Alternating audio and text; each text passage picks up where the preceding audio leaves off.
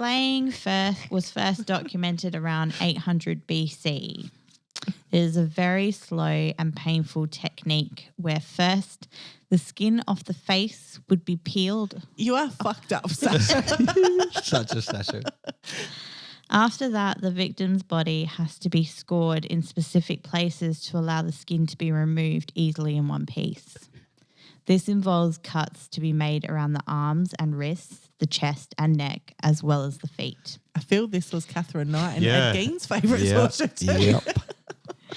Now, your... Catherine Knight, Ed Gein and Sasha have in common.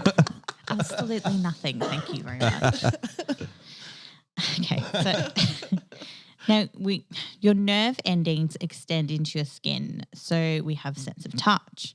So this means that when your skin is damaged, it causes a pretty strong pain response.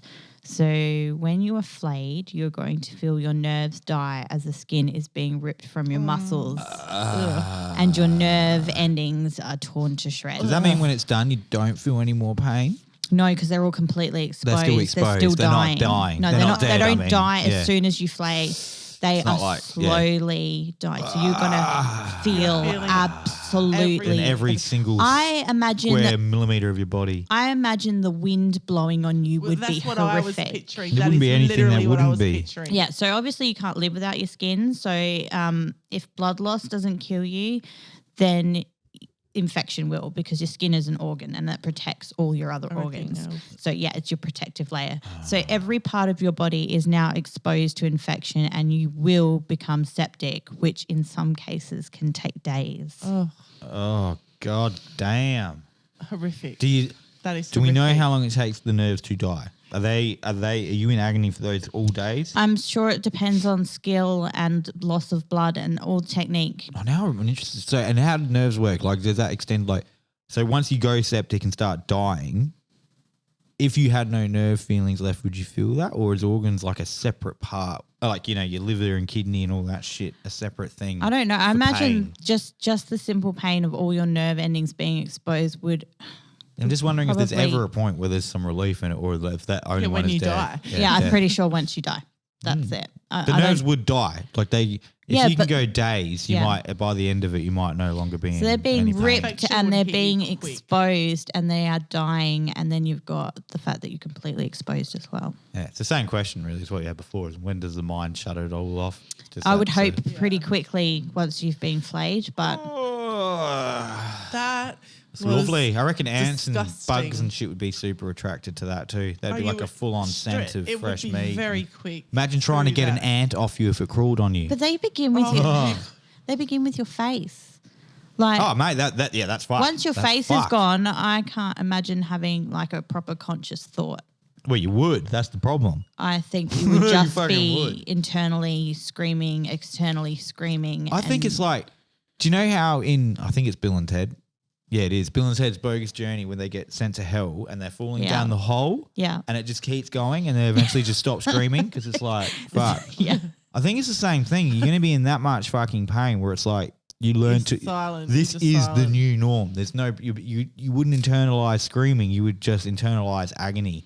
Do you know what I mean? Like you would end up having thought within that pain. It'd be worse than the pain, I reckon. But I seriously don't think you could just continue to live in the same, doesn't matter what state it is, but in a continuous state for a prolonged period of time without adapting to it, even if it's adapting to it in a really bad fucking way. Like, you wouldn't just be screaming.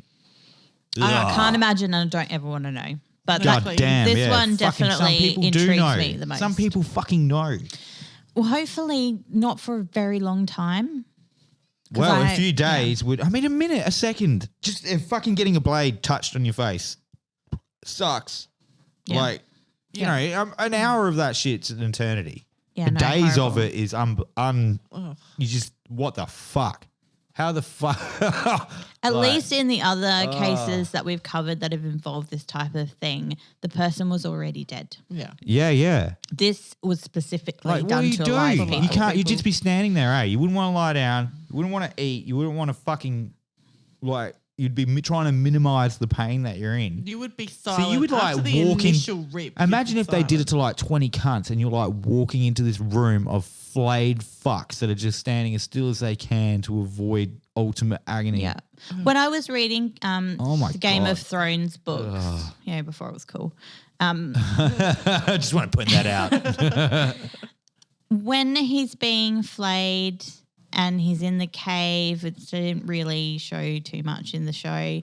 They flay his fingertips and he's in the cave and the rats come and then they start eating his fingers and what's things. his name? Theroy. What's his name? Reek. Yeah, what's his actual name? Theroy Greyjoy. Yeah, Greyjoy? It is Theroy? Theron. Theron. Greyjoy. Yeah, so he has that, like the way, obviously because it's written by a writer, it's very, very descriptive, but he was just having his, to begin with, his fingertips flayed, and that was enough to make me feel sick. I can't imagine your whole body. Starting with your face. Okay. By the time they get to you, what would you rather, your face or your genitalia? I'd actually rather my box ripped to pieces than my face ripped up, I think. So that might be the difference between boys and girls. Can you imagine trying to flay a nutsack?